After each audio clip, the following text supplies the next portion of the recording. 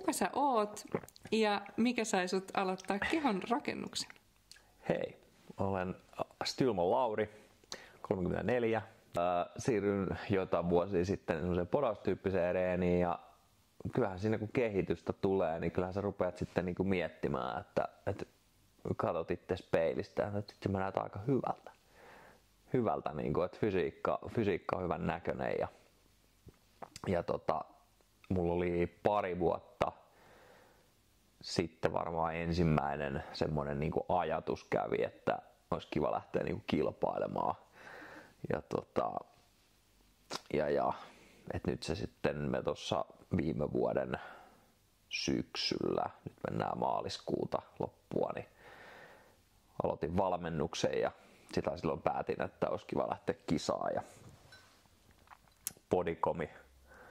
Bodycomin tiimiin lähi ja mulla on Jesse Salama valmentajana, niin on ollut kyllä tosi mukava reissu ja nyt tässä kisapreppi, niin hetkiä kun ei ole niin mukavaa, mutta loppu häämöttää.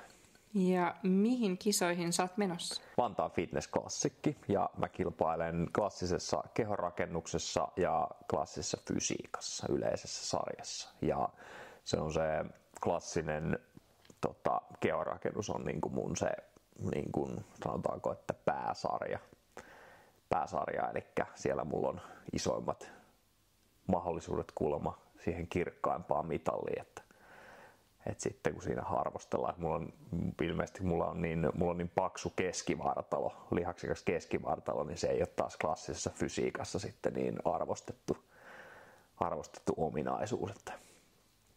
Mutta kisakokemuksen kannalta sinne myös kilpailemaan. Mikä on sun suosikkilihasryhmä? Mikä mulla on isoin? Mulla on varmaan reedet ja selkä on aika hyvä, mutta suosikkilihasryhmä. Kyllä mä sanon selkä. Niin kuin yleisesti toi niin kuin takaketju. Et selkä on niin kuin, voisi olla sellainen lemppari lihasryhmä. Ketä sun perheeseen kuuluu? Mun perheeseen kuuluu mun rakas vaimoni kameran takana, Janette. Me ollaan muutama vuosi oltu yhdessä ja sit mulla on veli, pikkuveli ja isä-äiti. Mitkä on sun pitkän aikavälin tavoitteet kehonrakennuksessa? Ensi vuonna olisi NFE eli Nordic Fitness Expo lokakuussa. No, se on tänäkin vuonna ollut vissiin joka vuosi. Ja se olisi kyllä siisti, jos SM-taistoon pääsisi lähteä mukaan. Ja voidaan kuvailla vähän taloprokkiksiakin siinä sitten samalla.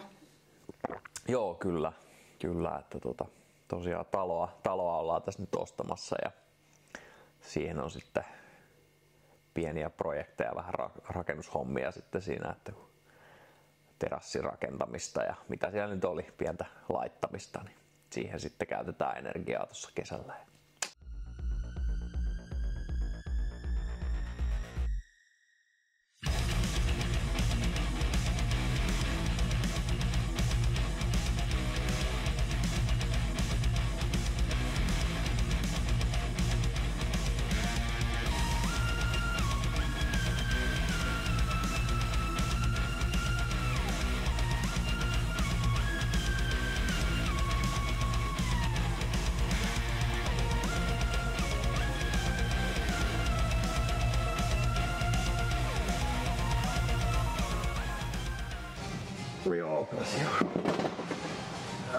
Muutenkin pitäisi pari toistoa jättää tankkiin, ei saisi vetää loppuun asti. Se oli ihan hyvä.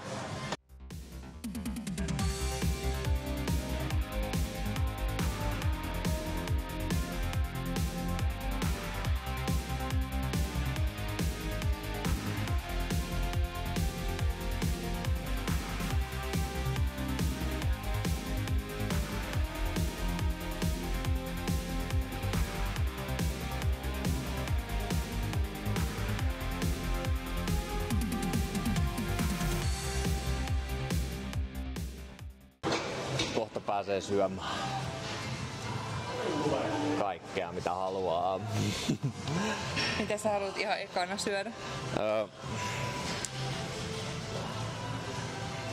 Toi onkin vaikea kysymys. Kyllä mä sanoisin, että jos tekis ite kotitekoisen mustikkapiirakon. Oho. Se olisi kyllä kunnolla mustikoita sinne ja kermaviiliä ja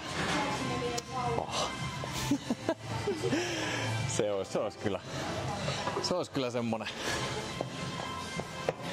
jos ensimmäinen ateria tän kidutuksen jälkeen.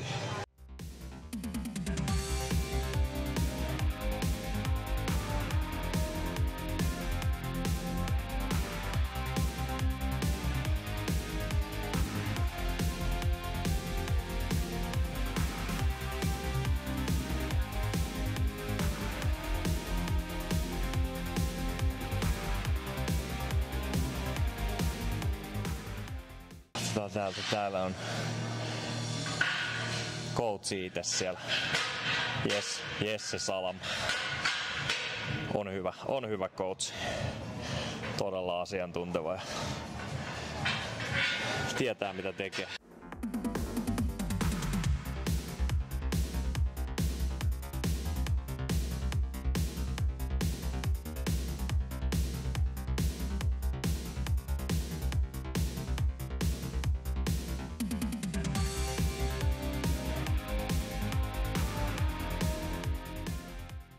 Joo, se on hyvä. Äkkiä näitä pikkuisia lihaksia kun reenaan, niin niistä loppuu niin nopeasti toi potku. Ja huomaat, että yksi hoista tulee sit seuraava, tuntuu jo ihan hirveältä. Jep.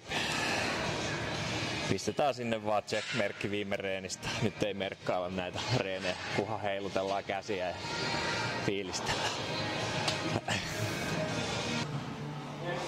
Työsarjat pois alta ja sit vaan viimeisen liikkeen kimppuun. Sit mennään vissiin vähän poseemaan tonne takahuoneeseen. Se olisi vähän vaparireeni. Vaparireeni, sit ei ole nyt treenattu 3 päivää. Muuta kuin mielikuvaharjoitusta. Silmät kiinni kotona ja...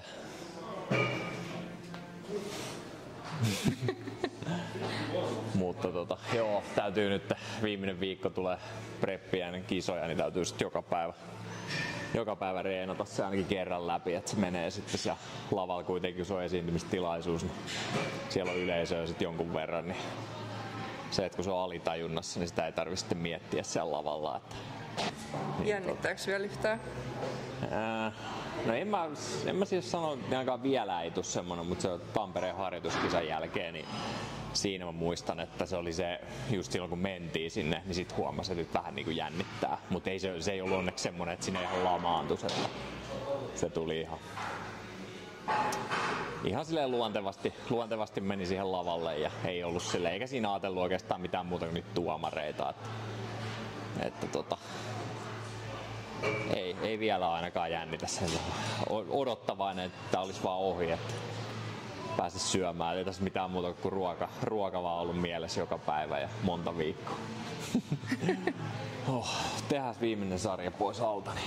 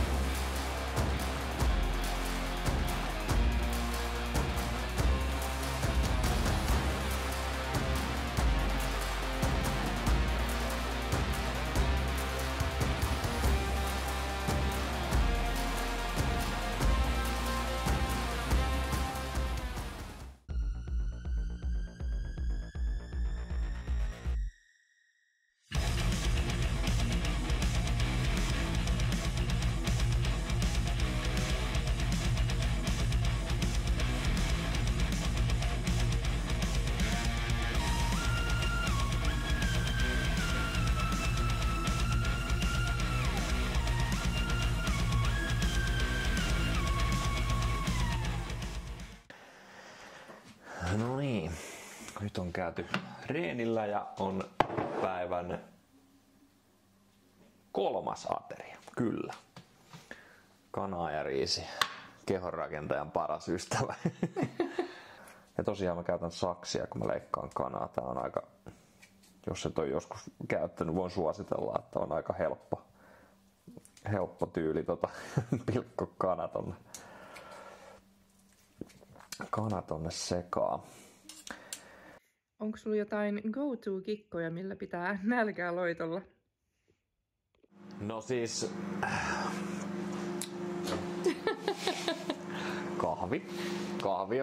kahvi on hyvä, kofeiini, sillä saa niinku se jotenkin, mä en tiedä mikä siinä on, mutta se huijaa kyllä niinku aivoja, että kun on kova nälkä, niin se vähän helpottaa sitä.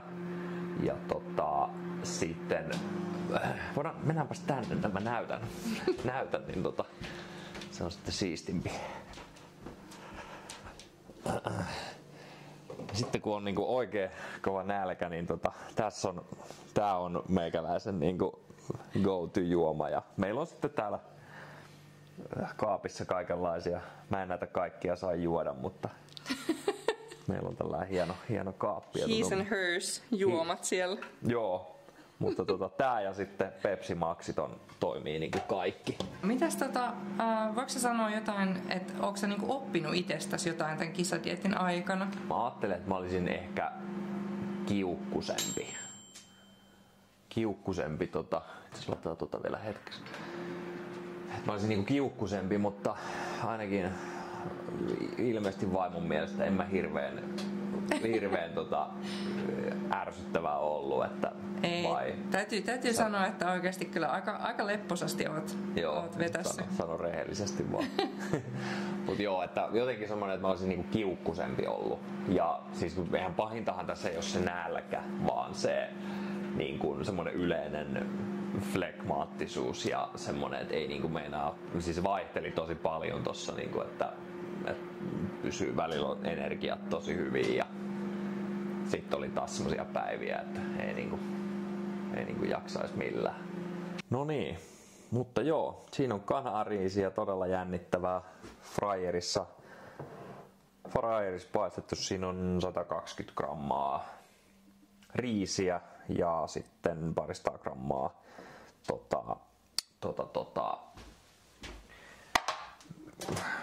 kanaa ja sitten siihen tulee, mulla on suolatkin punnittuna, niin mä laitetaan siihen pikkasen ananasta sekaan. Se oli 70 grammaa.